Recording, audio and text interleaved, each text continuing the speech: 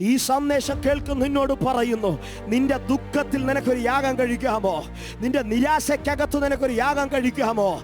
നീ യാഗപീഠത്തിൽ നിന്ന് ഇറങ്ങുമ്പോൾ, നീ യാഗം കഴിച്ചു പുറത്തിറങ്ങുമ്പോൾ ആത്മനിറവിൽ ഞാൻ ഈ ദൂത് കൈമാറുകയാ.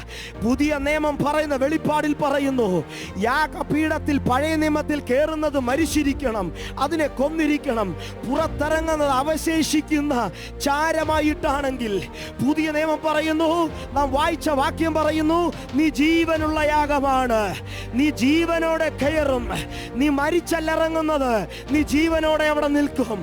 പുതിയ നിയമത്തിൽ ഒരു ഭക്തൻ യാഗപീഠത്തിൽ ഇറങ്ങത്തില്ല. അതാണ് അടുത്ത വെളിപ്പാട്. അവൻ യാഗപീഠത്തിൽ കയറിയാൽ അവൻ യാഗപീഠത്തിൽ ജീവിക്കും. ഒരു ആമേൻ പറയാമോ? യാഗപീഠത്തിൽ ജീവിക്കുന്ന എത്ര പേരുണ്ട് ഇതിനകത്ത്?